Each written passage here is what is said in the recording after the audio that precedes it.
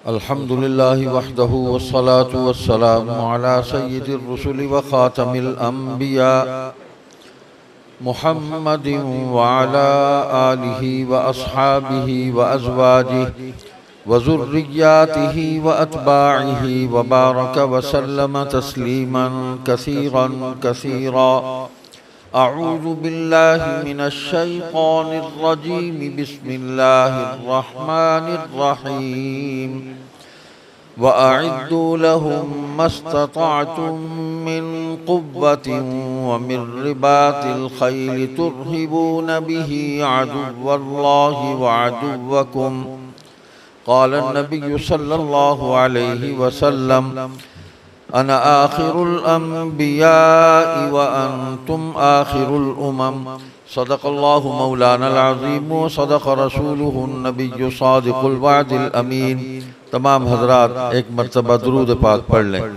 अल्लाहुम्मा सल्लि अला मुहम्मदिन व अला आलि मुहम्मद कमा सल्लैता अला इब्राहीम व अला आलि इब्राहीम इन्नका हमीदुम मजीद।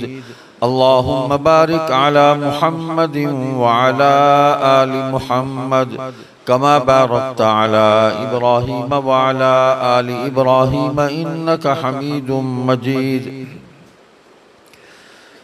निहायत काबिल एहतराम उलमाए किराम, मेरे बुजुर्गों, मेरे भाइयों, मेरे अजीज़ों, अस्सलामु अलैकुम व रहमतुल्लाहि व बरकातुहू। बहुत वक्त हो गया और नमाज भी अदा करनी है। तकरीबन उसूली बातें मुझसे पेशतर मोहतरम खुतबाए किराम ने, मुकर्रिरीन ने, दोस्त अहबाब ने, उलमा ने बड़ी तफसील से बयान कर दी है। इस वक्त किसी तफसीली तकरीर का मौका नहीं है, लेकिन मैं दो तीन बातें हज़रत अमीर शरीयत रहमतुल्लाह अलैह की शख्सियत के हवाले से अर्ज़ करूँगा। एक तो ये है कि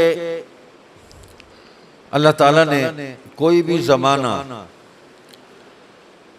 अपने साले बंदों से खाली नहीं रखा और हर ज़माने में ऐसे लोगों को अल्लाह ताला पैदा फरमाते रहे हैं जो उसके दीन की दावत को लेकर, उसके दीन के झंडे को लेकर आगे बढ़ते रहे हैं और दीन के दुश्मनों का पूरी जुर्रत और हिम्मत से मुकाबला करते रहे हैं।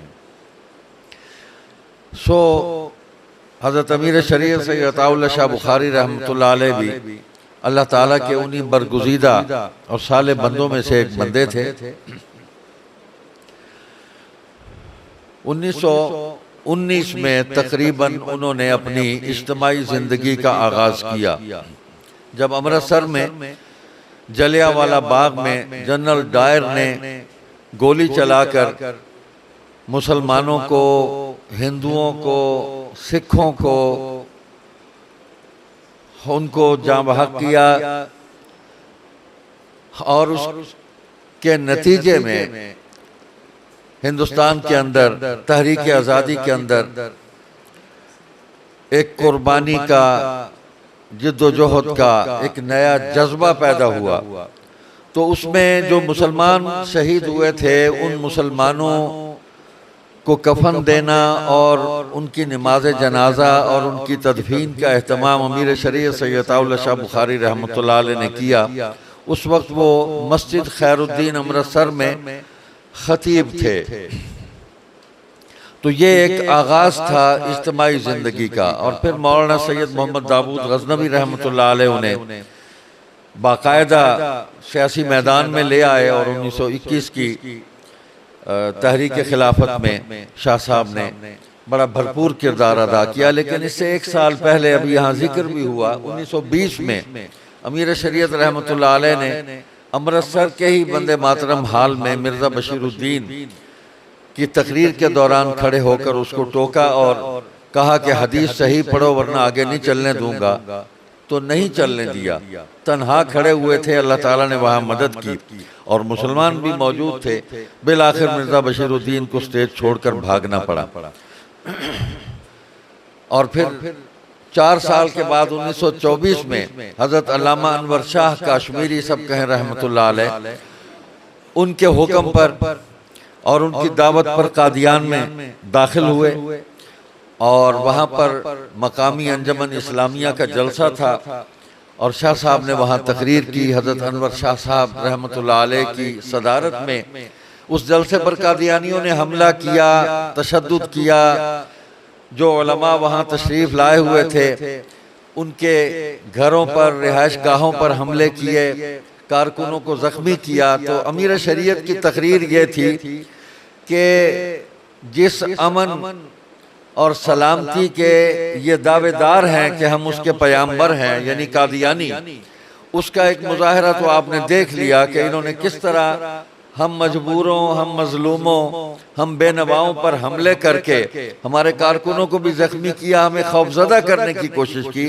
लेकिन अल्हम्दुलिल्लाह हम मौजूद हैं और हम सब्र और इस्तिकामत, इन दोनों हथियारों से मुसल्लह, हमारे पास दूसरा हथियार कोई नहीं है। लेकिन मैं ये कहता हूँ अपने मुसलमान भाइयों से कि इस जुल्म पर सब्र करके दीन की दावत और तबलीग की इस मेहनत को लेकर आगे बढ़ते रहो। हमने अपना हाथ नहीं उठाना इन पर, हमने अपनी जबान से इनको दीन की तरफ बुलाना है और दीन की दावत देनी है। तो अल्लाह के फजल व करम से शाह जी की इस मेहनत के नतीजे में 10 साल मेहनत की है, 1924 से 1934 तक। फिर उसी कादियान के अंदर 1934 में शाह जी लाखों इंसानों को लेकर दाखिल हुए और हिंदुस्तान की तमाम दीनी, मजहबी और रूहानी शख्सियात के साथ और तमाम शोबों के अफराद को साथ लेकर सहाफ़ी, शायर, अदीब, उलमा, मशाइख सबको साथ लेकर वहाँ दाखिल हुए और वहाँ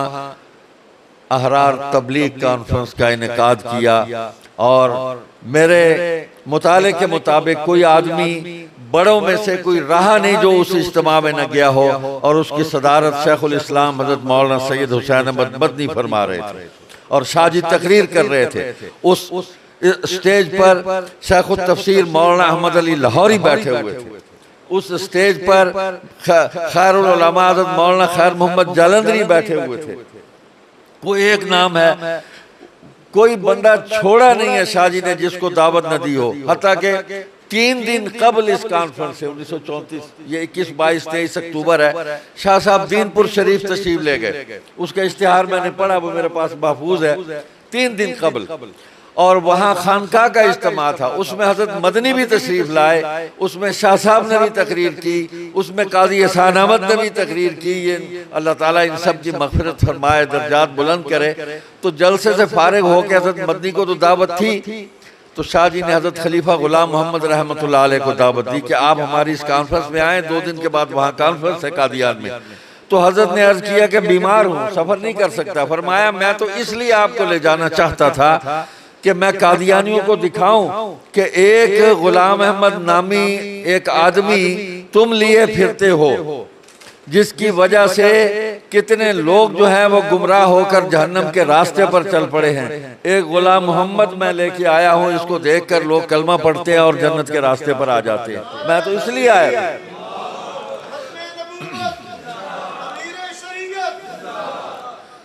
तो ये सिलसिला चलता रहा। 1919 है, 1920 है, 1924 है और फिर ये 10 साल की मेहनत है। इस 10 साल के दौरान 1929 में हजरत अल्लामा अनवर शाह कश्मीरी रहमतुल्लाह अलैह के हुक्म पर सैयद अताउल्लाह शाह बुखारी ने मजलिस अहरार इस्लाम को कायम किया।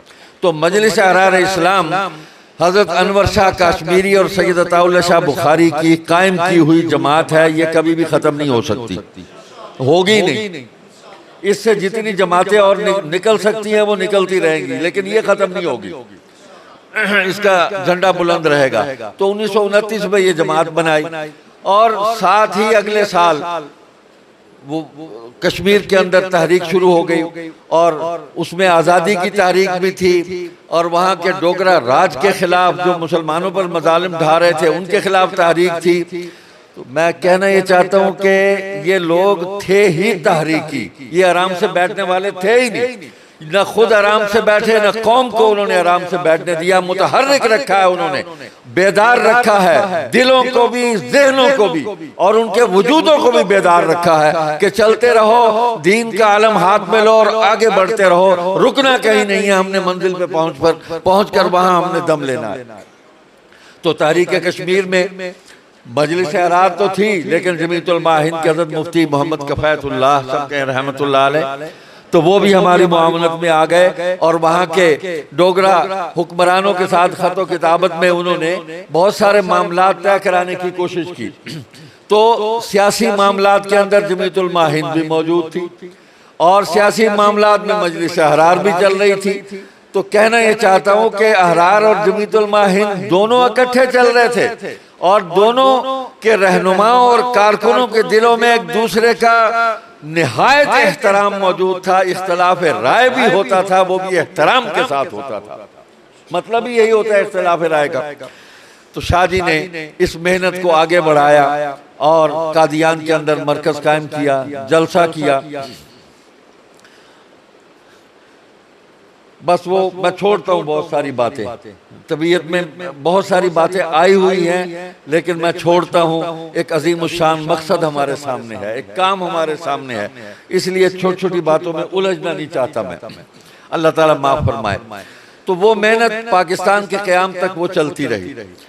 बेशक तहरीक पाकिस्तान की मुखालफत की, इसमें क्या मतलब है कि हम कहेंगे कि हमने नहीं की। मुझे याद है हमारे कुछ कारकुनों ने वहाँ चनाब नगर में एक जलसा था 1979 में और मौलाना गुलाम गौस हज़ारवी भी तशरीफ लाए हुए थे रहमतुल्लाह अलैह। तो वहाँ हमारे एक साथी ने तकरीर में कह दिया कि हमने पाकिस्तान की मुखालफत नहीं की थी। तो जानशीन अमीर शरीयत हज़रत सैयद अबू मुआविया अबू ज़र बुखारी रहमतुल्लाह अलैह मौजूद थे। जब उनके तो उन्होंने कहा, भाई बरखुरदार आप ये क्या कह रहे थे, हमने की है मुखालफत। तारीख को गलत मत पेश करो और ना गलत समझो, इसको सही पढ़ो। हमने मुखालफत की, जिन बुनियादों पर की उन बुनियादों को आगे रखो। हमने को कुरान और हदीस की मुखालफत तो नहीं की, एक नजरिया था, एक राय थी, उसकी मुखालफत हो गई। तो वो सिर्फ अताउल्लाह शाह बुखारी ने नहीं की, हिंदुस्तान की और जमातों ने भी की। ये ठीक है, पाकिस्तान बन गया तो अब हम पाकिस्तान के साथ खड़े हैं। हम इसके इस्तेहकाम के लिए, इसकी तरक्की के लिए अपना सब कुछ, हम सलाहियतें, सरमाया, वक्त सब हम इस पर खर्च कर देंगे। ये मुल्क मुसलमानों का है, खत्म हो गई बात। लेकिन ये मत कहो कि हमने नहीं की मुखालफत, हमने की और पूरे शऊर के साथ की। ये नहीं है कि बेशऊरी में हमने मुखालफत की है। एक सोच थी कि इससे मुसलमान तकसीम होगा और हुआ। आज मुसलमानों की जो हालत है, हिंदुस्तान का मुसलमान अलग है, बांग्लादेश का मुसलमान अलग है, नेपाल का मुसलमान अलग है, श्रीलंका का मुसलमान अलग है, पाकिस्तान का मुसलमान अलग है, अफगानिस्तान का मुसलमान अलग है। आप देखेंगे कितने टुकड़ों में। तो ये नजरिया था, इसको इस पर कोई तनकीद भी कर सकता है, इससे कोई इख्तिलाफ भी कर सकता है, उसको हक हासिल है, सियासी बात है, हो गई। तो अब तो सवाल यह है, मुल्क बन गया, इसको बचाना है, इस मुल्क में रहना है और इसी को बचाना है, इसी का तहफ़्फ़ुज़ करना है। तो शाह जी ने पाकिस्तान बन जाने के बाद यही किया, कहा कि ये पाकिस्तान की हिफाजत मेरा जुज़्व ईमान है। इसके लिए ना मैं अपनी जान को अजीज रखता हूँ, ना अपनी औलाद को अजीज रखता हूँ। मैं इसके लिए मुझे जान भी देनी पड़ी तो मैं सब कुछ कुर्बान कर दूंगा। मैं पाकिस्तान के मुहाफ़िज़ीन में सबसे आगे तुम्हें नजर आऊँ। और फिर उनकी जिंदगी का कोई एक लम्हा, कोई एक अमल नहीं को पेश कर सकता जो मुल्क के खिलाफ गया हो। खत्म बात। तो आज 78 बरस हो गए तो इस कज़िये को लेकर चल रहे हैं। ये कौमें नहीं होती और ये क़यादत नहीं होती कि 78 बरस पुरानी बात लेकर अभी तक चल रहे हैं। ये वही थी पाकिस्तान की मुखालफत थी। बुढ़िया मंगर जनानिया मंगर मेरे मार दो बह के, तू ओही नहीं कीता नहीं, तू ओ नहीं, तू फलाना काम की, पागल हो गए, दिमाग खराब है। दुनिया कहाँ की कहाँ पहुंच गई है, दुनिया क्या से क्या कर रही है। हालात बदल गए, तकाजे बदल गए, जुग्राफिये बदल गए, काम के अंदाज बदल गए, तुम वहीं खड़े हो पागल कहीं के। हम मुल्क के साथ इस मुल्क में रह रहे हैं। तो शाह जी ने फरमाया था कि जो इस मुल्क की तरफ मैं फरमाया था कि गुफ्तार का नहीं अमल का आदमी हूं। किसी ने इस मुल्क की तरफ आंख उठाकर देखा तो आंख फोड़ दूंगा, हाथ बढ़ाया तो हाथ तोड़ दूंगा।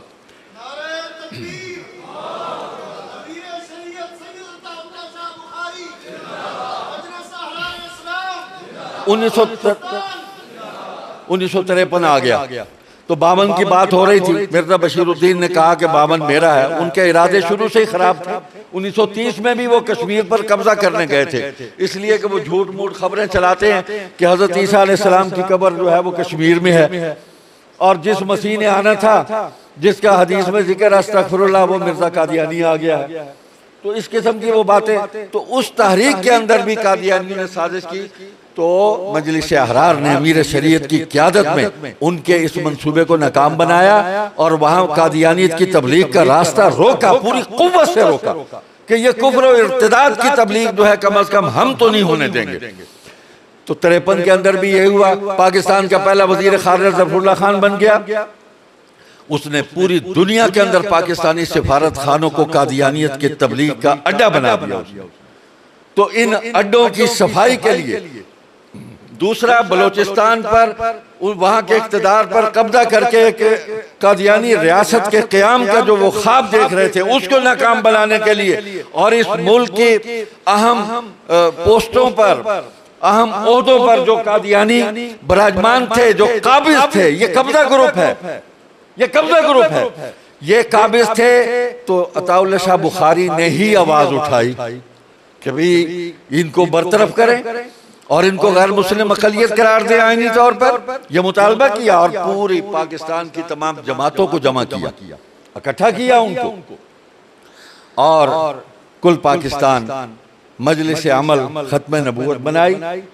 उसमें तमाम जमातें मौजूद थी। अल्हम्दुलिल्लाह ये 1953 में ये मजलिस अमल बनी, क़यादत मजलिस अहरार ने की, और इसका दावतनामा लेकर मुजाहिद मिल्लत हज़रत मौलाना गुलाम गौस हज़ारवी रहमतुल्लाह अलैह जो है, मौलाना मोहम्मद अली जालंधरी रहमतुल्लाह अलैह, ये बुजुर्ग जो है मौलाना उस वक्त मजलिस अहरार के सदर थे मगरबी पाकिस्तान के। 1933 में अहरार में आए। मुझसे पहले यहाँ एक साथी कह रहे थे उनका नाम नहीं लेता। भाई हम उनका नाम हम ही तो लेते हैं अल्लाह के बंदो, और दुश्मन ने लेना है उनका नाम, हम ही तो नाम लेंगे उनका। तो मैंने तो देखा है, खतो किताबत भी हुई है, उनसे बड़ी मुलाकातें हैं। अजीब आदमी थे, ऐसा दरवेश फिर देखने को नहीं मिला जिसने अपनी दुनिया की सारी राहतों को इस दीन की खिदमत के लिए उसने कुर्बान कर दिया था। हलाल खोर और मजदूर आदमी था, उसने पेट के अंदर लुक़्मा हराम का एक जर्रा भी नहीं जाने दिया। तो उससे क्या तवक्को की जा सकती थी कि वो कहीं दीन के खिलाफ किसी काम में किसी के साथ कंप्रोमाइज कर लेगा, कोई मुआहदा कर लेगा।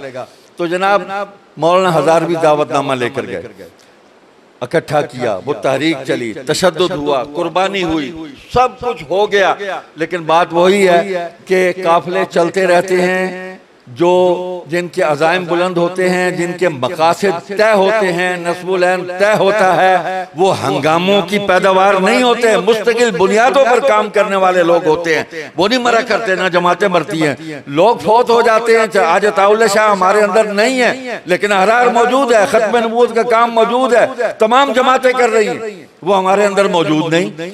तो जमातें जो हैं वो अफराद की मोहताज नहीं हुआ करती।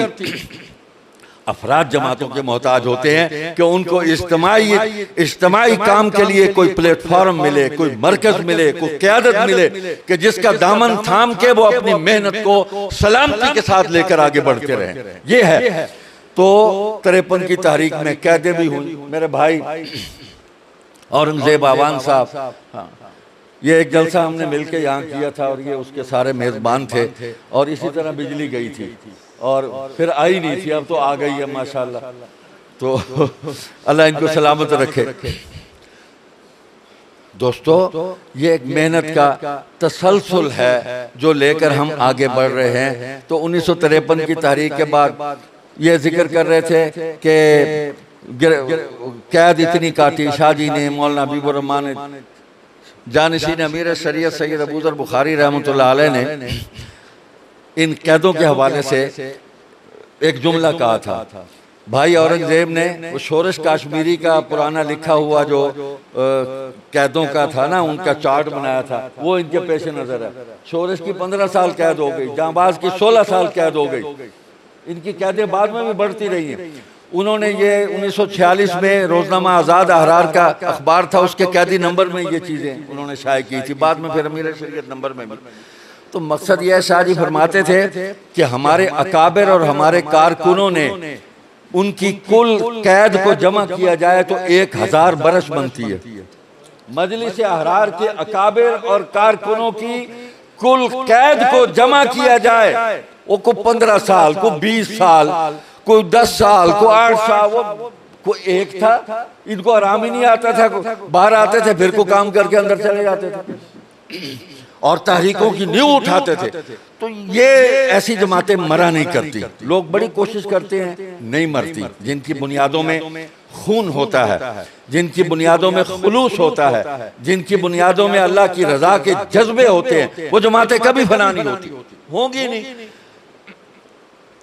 वक्त बहुत हो गया तो तहरीक खिलाफत और फिर वहाँ से चलते चलते मजलिस अहरार का क़याम, फिर तहरीक ख़त्म नबूवत। शाह जी की ज़िंदगी के बहुत सारे पहलू हैं। अब मैं कितने पहलू, सियासी पहलू है। वो कहते थे मैं सर ता कदम मैं सियासी आदमी हूँ, सर से लेके पाँव तक मैं सियासी आदमी हूँ। तो क्या मतलब है कि इज्तिमाई काम का नाम ही सियासत है कि जब तक आप जमा होकर, मुत्तहिद होकर, कौमी और वतनी सोच लेकर, जब आप दीन के जज्बात से मुरस्सा और मुसल्ला होकर क़यादत के साथ मिलजुल के जब आप नहीं चलेंगे, आगे बढ़े, तो सियासत का काम नहीं हो सकेगा। तो आपको अपने दीनी मकासद के लिए, मिली मकासद के लिए सियासत के मैदान को नहीं छोड़ना। एक है अहरार ने कहा हम इलेक्शन नहीं लड़ेंगे, तो सिर्फ इलेक्शन के नाम ही सियासत नहीं है। हमारे मौलाना फजल रहमान ने भी एक इलेक्शन नहीं लड़ा था, निजाम से मायूस हो गए, लोगों ने पूछना शुरू कर दिया सियासत छोड़ दी। लोग सियासत नहीं छोड़ी, पार्टी ने कहा है कि इलेक्शन नहीं लड़ना है, हमने कहा नहीं लड़ते, जब पार्टी कहेगी लड़ लेंगे फिर लड़िए। तो हमने इंतखाबी सियासत से दस्तबरदारी का ऐलान किया था और शाह जी का ये ऐलान था उनकी तकरीर के अंदर कि हम अपने शहरी और मुल्की हुकूक से दस्तबरदार नहीं हुए। कोई जाहिल आदमी जो है वो अपने शहरी हुकूक से दस्तबरदार, हमें इस मुल्क में रहना है, इस मुल्क के हालात पर निगाह रखनी है, हमने इस पर गुफ्तगू करनी है, अपनी राय का इजहार करना है, हमने उस राय पर अमल करना है। अपने अमल से हमने हर गलत तहरीक को, हर गलत काम को हमने अपनी कुव्वत और इज्तिमाई और सियासी कुव्वत से हमने उसको रोकना है। तो आज मुल्क के अंदर जो सियासी कुव्वतें हैं हमारी दीनी काम कर रही हैं, हम उनके रास्ते में रुकावट नहीं, हम उनके मुआमिन हैं। जमीयत उलमा इस्लाम है, मौजूद है, ठीक है, तो हम उनके रास्ते में रुकावट नहीं है, उनके साथ खड़े हैं। यह अभी मस्जिद का मामला आया कल परसों, तो क्या फिर मतलब वो उसमें से सारे भाग गए, सियासी हमारी क़यादत भाग गई है? वही तो खड़े हुए हैं, और कौन खड़ा हुआ है? उन्हीं की छतरी के नीचे इशारे आए और एक पूरी भरपूर कुव्वत का मुजाहरा करके उन्होंने उनको घुटने टेकने पर मजबूर किया। अब यहाँ रावलपिंडी के ही मैं वाक़या सुना देता हूँ शाह जी के हवाले से। 3 वाक़यात है मेरे सामने इस वक्त। एक तो 1936 में इलेक्शन की मुहिम शुरू थी, अहरार भी इलेक्शन में मौजूद थी, और ये वो दौर था, नसरुल्लाह खान साहब, नवाबजादा साहब फरमाया करते थे कि उस वक्त ये बात आम थी कि मजलिस अहरार की पंजाब में हुकूमत कायम हो जाएगी। साजिश हुई, मस्जिद शहीद का मलबा गिराया, लंबी बात है, तो अहरार को इलेक्शन में पिटवा दिया। इसके बावजूद हमारे कुछ मेंबर बन गए। 1936 में शाह जी गिरफ्तार हुए, रिहा हुए, पिंडी में आए, तो पता चला कि यहाँ जामे मस्जिद रोड पर, वहाँ पर गुरुद्वारा है और मस्जिद भी है, और वो प्रबंधक कमेटी थी सिखों की, तो वो मस्जिद के अकब में एक सिनेमा तामीर कर रही है कमेटी। तो शाह जी ने सिखों को भी बुलाया, हिंदुओं को भी बुलाया, मुसलमानों को भी बुलाया, मुख्तलिफ शोबों के बड़े लोगों को, उनको समझाने की कोशिश की कि मस्जिद जो है ये मुसलमानों कि इबादत का मरकज है और काबिल एहतराम है, तो इसके सामने ये काम न करें। इत्तेफाक किया उन्होंने, लेकिन जो शाह जी यहाँ से गए, उन्होंने पीछे से फिर वो अपना काम कर दिया और सिनेमा बना दिया। कभी ये तो ठीक नहीं है। तो शाह जी को बुलाया रावलपिंडी के दोस्तों ने दोबारा, तो उन्होंने आके कोई लंबा काम नहीं किया, मुख्तसर तकरीर की। उन्होंने कहा भाई बात यह है कि हमने बहुत समझाने की कोशिश की लेकिन समझ नहीं आई दोस्तों की, तो ऐसा है जो मैं कहूँ उस पर अमल करना है, ये मेरे साथ वादा करो। लोग थे, हजारों लोग थे। फरमाया ये है कि हमारा ये हाथ किसी इंसान पर नहीं उठना चाहिए, और पहले एक उसूली बात सुन लो कि या मस्जिद रहनी चाहिए या मंदिर अपना वो गुरुद्वारा अपना सिनेमा रहना चाहिए, या मस्जिद रहनी चाहिए या सिनेमा रहना चाहिए। सिनेमा रखना है तो मस्जिद को गिरा दो, तुम्हें हिम्मत है तो, और मस्जिद रखनी है तो सिनेमा नहीं होना चाहिए। तो तुम जितने लोग आए हो ना, वापस घर जाते हुए एक एक ईंट लेते जाओ, यहाँ हर बंदा एक ईंट ले जाए। तो सुबह सिनेमा बिल्कुल साफ था, वहां कोई ईंट नहीं थी, चटियल मैदान था। ये लोग थे अब आप कहेंगे जी माजी सुना रहे हैं आप, तुम्हारे पास माजी के सिवा है क्या? हाँ, हमारे पास माजी ही है। हम अपने माजी पर ही फख्र करते हैं, हम अपने शानदार और ताबनाक माजी पर अपने हाल को लेकर चलते हैं और मुस्तकबिल की तामीर करते हैं। जिनका माजी नहीं है उनका तो माँ बाप ही कोई नहीं, शजरा ही कोई नहीं है उनका, कहां से आए? तो हमारा माजी है, हम माजी को ही बयान करके अपने जज्बात को गरमाते हैं, अपने ईमान को रोशनी देते हैं, अपने अमाल के अंदर ताकत और कुव्वत पैदा करते हैं। तो जनाबे वाला दूसरा वाकया, इसी रावलपिंडी में शाह जी 1940 में जेल में थे, और बगावत का मुकदमा सर सिकंदर हयात ने बनवाया, मशहूर है। उसमें लद्दा राम जो रिपोर्टर था, अल्लाह ने उसको तौफीक दी, हिंदू था। उसने कहा कि ये तकरीर के ये अल्फाज ही नहीं है। उसने हाई कोर्ट में आके कह दिया, ये मुझे वजीर आजम पंजाब सर सिकंदर हयात ने हिदायत आई थी हमें कि ऐसी तकरीर बनाओ कि उसको फांसी हो और कम अज कम उम्र कैद हो। तो हमने वो असल तकरीर जला दी और ये नई तैयार की। तो उसने बयान दे दिया। शाह जी जेल में थे यहाँ, तो बड़ा अजीब मामला हुआ। फरमाते थे कि इस जेल में मैंने बड़ी वर्जिश की, मैंने पूरी जिंदगी में अपनी जिस्मानी सेहत के लिए, ताकत के लिए कोई दवा नहीं खाई, पूरी जिंदगी। ये सेंट्रल जेल में मिस्टर हावर्ड था, इसका जो सुपरिटेंडेंट जेल था यहाँ, मिस्टर हावर्ड। तो वो कहते हैं कि मैं यहाँ 500 डंटर पेलता था रोज, और मैंने सोने का कुश्ता खाया। और इस जेल के दौरान दो वाकयात पेश आए। एक तो ये है कि उसने, कर्नल हावर्ड था, उसने अपनी याददाश्तों में लिखा है कि मेरी जो जिंदगी की खूबसूरत यादें हैं उसमें ये याद है कि असनाए मुलाजमत के अंदर मुझे एक कैदी मिला, बड़ी दिल फरेब शख्सियत का मालिक था कि उसका चेहरा मोहरा चर्च के उन मुकद्दस राहिबों से मुशाबे था जिनकी तस्वीरें यसू मसीह से मिलती जुलती। ये उसने लिखा। उसने कहा मैंने अताउल्लाह शाह बुखारी नामी इस कैदी से दोस्ती लगाने की बड़ी कोशिश की, लेकिन वो मेरा दोस्त ना बना। मैंने बहुत कोशिश की, वो मेरे साथ बैडमिंटन भी खेलता था, लेकिन दोस्ती नहीं की उसने मुझसे। और फिर उसने तबसरा किया कि दोस्ती क्यों नहीं की। उसने कहा ये शख्स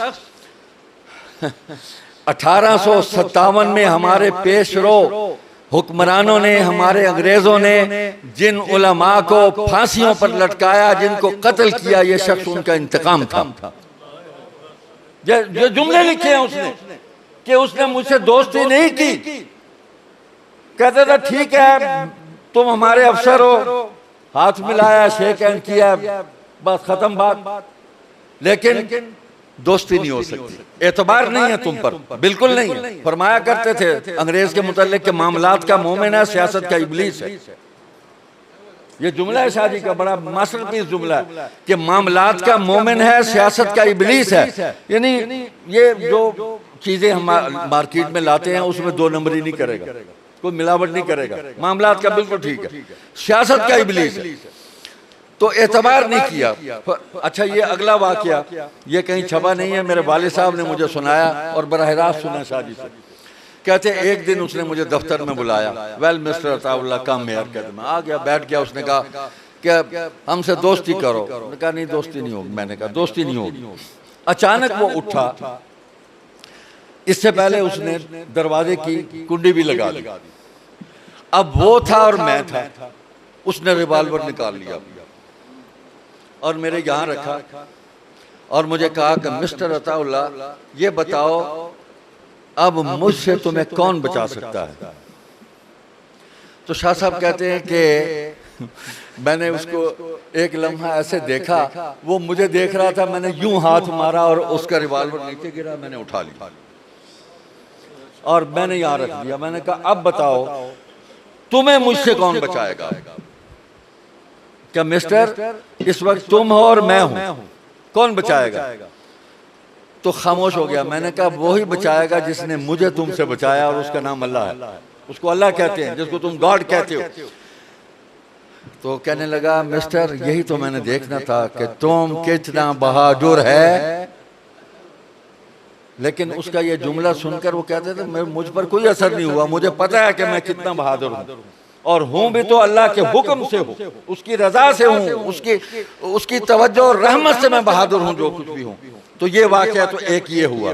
फिर एक दिन उसे कहा कि मैं तख्तादार देखना चाहता हूँ। उसने कहा तुम्हारा दिमाग चल गया?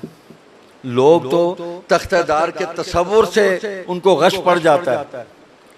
उन्होंने कहा यार ऐसे तबीयत करती है कि देख लूं मैं। क्या आओ।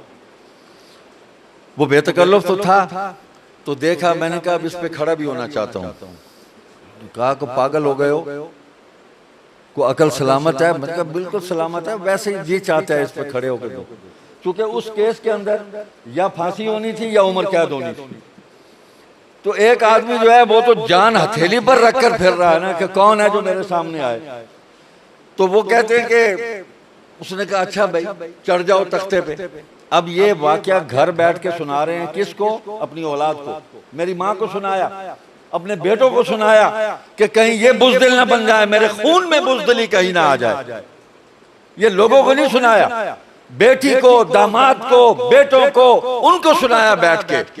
कहने लगे कि मैं उस पर खड़ा हुआ तो मेरी वालदा कहती है कि फिर फरमाने लगे बिटिया मैंने अपने हाथ पीछे बांधे, मैंने आंखें बंद की और मैंने तसव्वुर किया कि फंदा मेरे गले में है और अगले लम्हे में फांसी चढ़ जाऊंगा।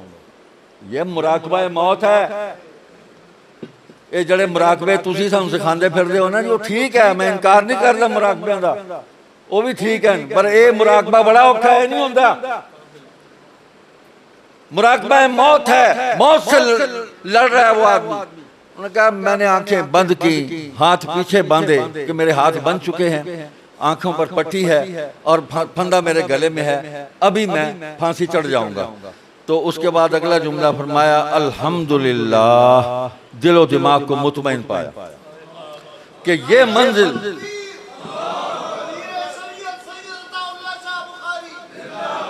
ये मरहला भी आ गया तो एक ही जस्ट में उबूर कर जाऊंगा। ये जुमला था उनका, एक ही जस्ट में उबूर कर जाऊंगा।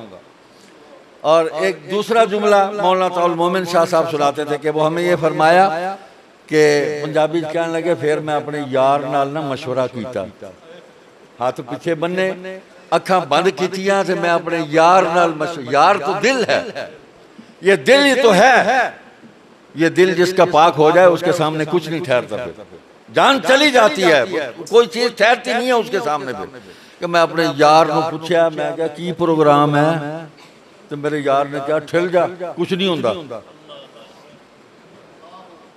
भाई ये लोग थे अल्लाह के बंदे, इन पर किसका खौफ तारी होना था? ये सिवाय अल्लाह के किसी से नहीं डरते थे, अल्लाह का ही खौफ था इनको। और इन्होंने एक जमात इकट्ठी की, एक जहान अपने गिर्द इकट्ठा किया नहीं, अल्लाह ने उनके गिर्द इकट्ठा कर दिया। मुझे एक मौलवी साहब मुल्तान में एक बुजुर्ग थे, मौलाना मोहम्मद सिद्दीक साहब शाइखुल हदीस थे खैरुल मदारिस के, कहने लगे कि हम तालिब इल्मी के ज़माने में भी देखते थे कि शाह जी घर से निकले या कहीं भी बाहर निकले तो वो अकेले, तो उसका तसव्वुर नहीं था कि अताउल्लाह शाह अकेला होगा, एक हुजूम उनके आगे पीछे हो जाता था। और वो फरमाया करते थे कि मैंने बचपन से ही, लड़कपन से मैं देखता था कि ख्वाब में मेरे सामने एक मजमा है और मैं उस मजमे को देख रहा हूँ खड़े होके, तो मुझे समझ नहीं आती थी कि ये मैं क्या देख रहा हूँ। तो जब अमली ज़िंदगी में आया तो फिर समझ आई अल्लाह ने मुझसे खिताबत का ये जो है ये खिदमत मुझसे लेनी थी, और मेरी खिताबत के ज़रिए इस मुल्क की, इस कौम की, दीन की खिदमत जो है मेरी खिताबत उसका ज़रिया बननी थी। उसकी ताबीर मुझे अब समझ में आई। तो ये रावलपिंडी जेल के ये दो वाक़यात, एक सुपरिटेंडेंट जेल का कर्नल हावर्ड का, और दूसरा ये फिर तख्तेदार पे खड़े होना और अपने आप को तोलना, और तीसरा वाक़या यही रावलपिंडी का जो आखिरी उनकी तकरीर है रावलपिंडी की, जैसे बता रहे थे 1954 है, 55 है, उसके बाद यहाँ नहीं आए, बीमारी थी, तो यहाँ वो तकरीर की, और उस तकरीर के चंद अल्फाज भी महफूज हैं रिकॉर्डिंग में। वो शेखुल कुरान मौलाना गुलामुल्लाह खान रहमतुल्लाह अलैह का अक़ीदतमंदों में से था, तो उसने वो तकरीर रिकॉर्ड की, लाउड स्पीकर में कोई सिस्टम था उसके, लेकिन उससे ज़ाया हो गई, चंद मिनट की बाकी बची। लेकिन खुलासा है जी, उस तकरीर में क्या कहा, अल्लाह अकबर। एक तो ये फरमाया कि ये हम ट्रैफिक की ड्यूटी पर हैं, हमने पूरी ट्रैफिक को कंट्रोल करना है। ये सियासी आदमी कहता है कि मैंने पूरे सिस्टम को कंट्रोल करना है, इसको मॉनिटर करना है, मैंने कहीं वायलेशन नहीं होने देनी। तो कहते हैं कि एक तो मैं ट्रैफिक की ड्यूटी पर हूँ, दूसरी मेरी एक जिम्मेदारी भी है कि मैं हूँ बनी हाशिम, मुझे अपने खून पर एतमाद है, और मैं अपने जितनी भी मेरी पुश्तें हैं मैं गिनवा सकता हूँ, हर पुश्त के अंदर कुरान के हाफिज मौजूद रहे। एक तो ये बात कही कि मुझे अपने खून पर एतमाद है, तकवा तो मेरा है ही नहीं। ये अल्फाज हैं, ये उनकी आजी और उनकी सारी है। तकवा क्या, मैं क्या, को किसी ने शुहदाए खत्म नबूवत का नारा लगाया उसमें, वो भी मौजूद है। तो फरमाया क्या उनके लिए नारे लगाते हो, दुआ तो ये करो कि शुहदाए खत्म नबूवत के सदके में हमारा ईमान बच जाए, जो कुर्बानी उन्होंने दी उनकी वजह से हम जिंदा है। और उसी में यह फरमाया कि अब कहते हो कि ऐसा नहीं चलना, हम तुम्हारे साथ नहीं चल सकते। ये क्या किया, मैं कहता हूं कि जो कुछ होना था हो गया, और जो नहीं होना चाहिए था वो भी हो जाए, उसकी भी जिम्मेदारी मुझ पर। मैं तमाम शुहदाए खत्म नबूवत के खून की जिम्मेदारी उठाता हूं। मैंने उनके अंदर खत्म नबूवत के लिए जान की कुर्बानी का जज्बा मैंने उनके अंदर फूंका था, ये रूह मैंने फूंकी थी, और मैं पीछे नहीं हटा। बात तो यह है कि शादी कोई कहीं भाग तो नहीं गए, मैदान में खड़े थे। कहते मुझसे तो वो अच्छे रह गए जो हुजूर की हुर्मत पे कुर्बान हो गए, मैं पीछे रह गया, वो आगे निकल गए। तो इसी में कहा कि साडे वडेरिया ने, पंजाबी किया, साडे वडेरिया ने सानू एक राह पाया। ये लियाकत बाग की तकरीर है। साडे वडेरिया ने सानू एक राह पाया, साडी एक रस्म है, साडा एक किरदार है, हक कहना, हक सुनना, हक मनना, हक आखदे मर जाना पावे कुछ हो जाए। खत्म, मुकम्मल मैनिफेस्टो है, मुकम्मल मंशूर है। हक कहना, हक सुनना, हक मानना, हक सुनाते सुनाते अमल करते हुए इस पर मर जाना। फरमाने लगे ये 14 नवंबर 54 मेरे ते फालिज का हमला होया, मर जाता तो फिर की हुंदा। मेरी बेटी बड़ी मैनू अजीज है, पुत्र भी अल्लाह सलामत रखे, पर बेटी नाल मैनू बड़ी मुहब्बत है। मैनू कहने लगी अब्बा जी तुहानू की हो गया, बस कर दो, अपना हाल ते वेखो, खान पीन तुहाडा नहीं रहा, टुरन फिरन तुहाडा नहीं रहा, फिर जलसियां ते। मैं क्या पुत्र तू बड़ी खुश होवेंगी जो मंजी ते मर जावां, तो इस बात ते राजी नहीं कि मैं बाहर निकला मैदान के अंदर और मैं कहवा ला नबी बाद मुहम्मद वला रसूल बाद मुहम्मद वला उम्मत बाद उम्मत मुहम्मद। मैं कहना मर जावा, लड़दा मर जावा, तो खुश नहीं होवेंगी। तो ये थे वो जज्बात जो उन्होंने अपने तमाम हलके के अंदर, इन जज्बात को उन्होंने मुंतकिल किया हुआ। अल्लाह के फजल व करम से आज हम उसी रास्ते पर हैं, बिल्कुल उसी रास्ते पर हैं, और उससे 1 इंच भी हम पीछे नहीं हटे। बल्कि उसमें एक जुमला ये भी था कि मैं तो चाहना किसी से गल पै के मरा, एवं सुखा ना मरा, मैं किसी से गल पै के मरा। ये उस तकरीर के अंदर है। तो हमने शादी के बेटों को देखा, उन जैसा बहादुर हमने भी कोई नहीं देखा, नहीं देखा कोई हमने। जनरल आजम खान जिसने लाहौर में गोली चलवाई थी 6 मार्च को, शाहजी फरमाते थे, अबू दर बुखारी रहमतुल्लाह अलैह, बाहर गोलियां चल रही थी और मैं अंदर कमरे में बैठा था, वो रूपोश थे उन दिनों में, दो आदमी, मौलाना गुलाम गौस हजारवी और सैयद अबूदर बुखारी, दोनों रूपोश थे तारीख खत्म 53 में। मसाइल थे, क़यादत ने कहा आपने गिरफ्तारी नहीं देनी, तो बाहर गोलियां चल रही थी और मैंने ख्वाब देखा हुजूर सल्लल्लाहु अलैहि वसल्लम को मैंने कफन के अंदर तड़पता हुआ देखा। कैसे ना तड़पते, हुजूर के जानिसार, हुजूर के उम्मती, हुजूर के फिदाकार सीने तान कर गोलियां खा रहे थे और खत्म नबूवत जिंदाबाद के नारे लगा रहे थे, तो हुजूर को तकलीफ तो होनी थी ना, मेरे साथियों को मारा जा रहा है, जुल्म हो रहा है। वो जनरल आजम खान जब वो जमहूरी सियासत के अंदर सामने आया तो सैयद अबूदर बुखारी ने लाहौर में तकरीर की, उसने कहा तुम इसको बुलाओ मोची दरवाजा में, मैं इसका खून पी जाऊंगा, मैं शुहदाए खत्म नबूवत के खून का वारिस हूं, मैं देखूंगा इसको कौन लेके आता है और ये कैसे तकरीर करता है, मैं इसको खत्म कर दूंगा, इसका खून पी जाऊंगा, मैं हलाली बाप का हलाली बेटा हूं। तो जनरल आजम खान नहीं आया था, भाग गया था। एक आदमी की आवाज और ललकार पर वो छोड़ गया था जलसा, भाग गया था खबीस वो। आज उसका नाम इज्जत से कोई नहीं लेता, नहीं लेगा कोई नाम इज्जत से। शुहदाए खत्म नबूवत की इज्जत और उनकी आबरू बुलंद है, अल्लाह ताला उनको आला दर्जात नसीब फरमाए। आखिर में एक बात सुनाता हूँ, वो जिस तरह हुजूर सल्लल्लाहु अलैहि वसल्लम की खिदमत में हज़रत रबिया बिन काब असलमी रज़ी अल्लाह ताला अन्हु बैठे हुए थे ना, तो वो कहते हैं कि मैं सुफ़ा के करीब हुजूर के लिए पानी लाता, वुज़ू के लिए हुजूर की और चीज़ें लाता, हुजूर की खिदमत करता वहाँ।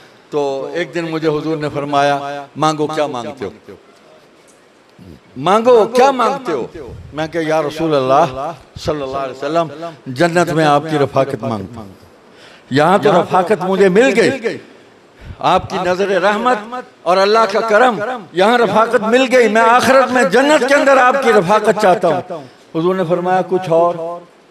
मैंने कहा हुजूर कुछ भी नहीं, जन्नत में रफ़ाकत। फिर फरमाया कुछ और, कुछ और। मैंने कहा हुजूर कुछ नहीं चाहता, यही मांगता हूँ मैं, जन्नत में आपकी रफ़ाकत मांगता हूँ। तो हम भी जन्नत में इन अल्लाह वालों की रफ़ाकत मांगते हैं, सहाबा की रफ़ाकत मांगते हैं। लतीफ़ा ये है, एक कारकुन शाहजी को रात को तकरीर करके आया तो दबा रहा था, दबाता रहा, शाहजी को नींद आ गई।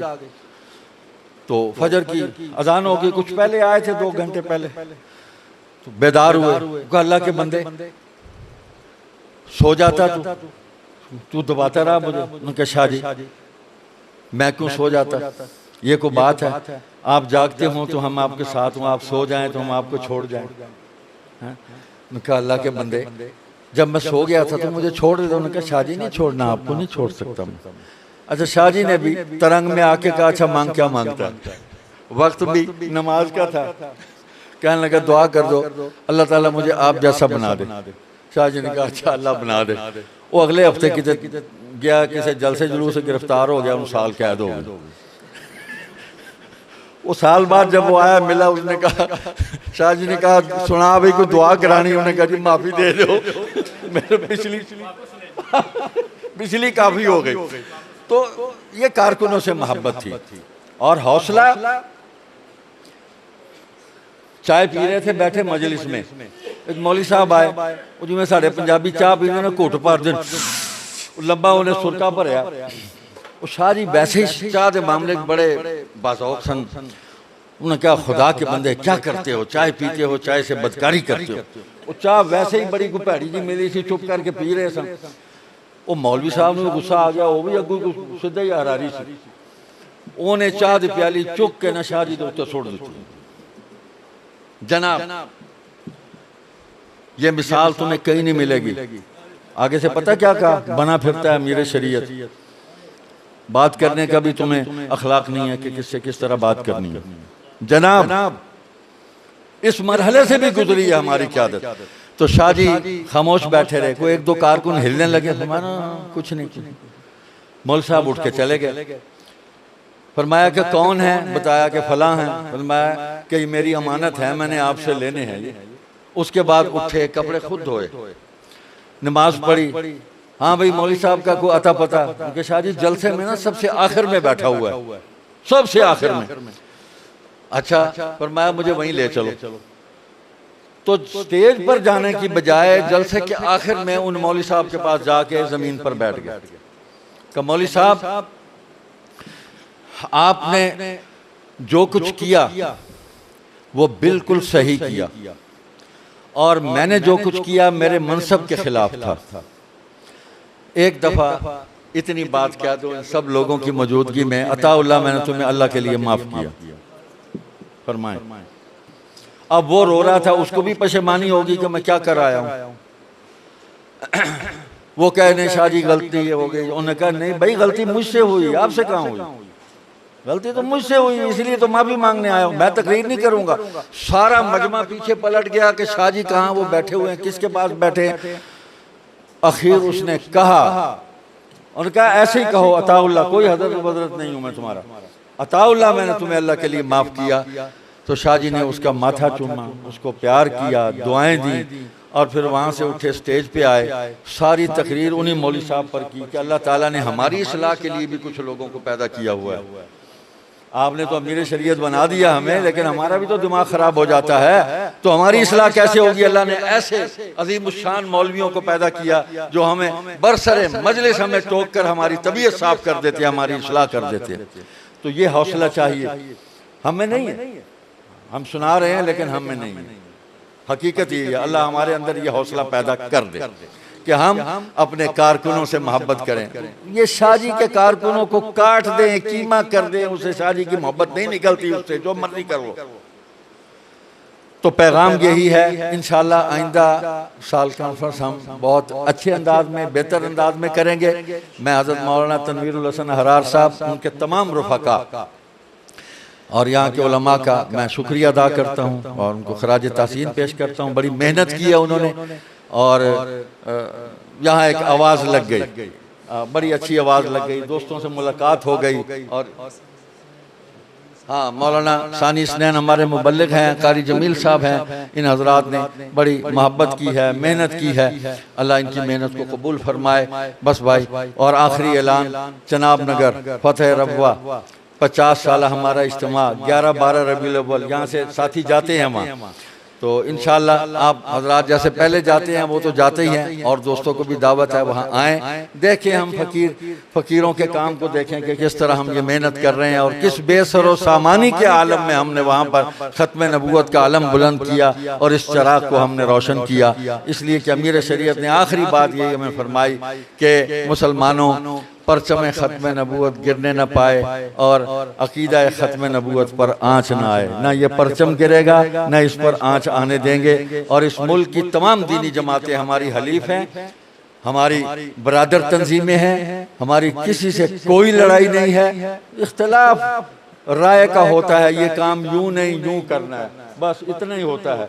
तो जो हो जाए उस पर दुआ कर देनी चाहिए कि अल्लाह ताला इसको कामयाब करे, बस। तो सब हमारे काबिल एहतराम हैं, तमाम मदारिस, तमाम मसाजिद, तमाम दीनी जमातें, हम सब एक हैं, एक पेज पर हैं, अकीदे के तहफ़्फ़ुज़ के लिए भी और इस मुल्क के इस्तेहकाम और तहफ़्फ़ुज़ के लिए भी हम सब एक हैं। सुब्हानकल्लाहुम्मा व बिहम्दिका नशहदु अल्ला इलाहा इल्ला अंता नस्तगफिरुका व नतूबु इलैक। वस्सलामु अलैकुम व रहमतुल्लाहि व बरकातुहू।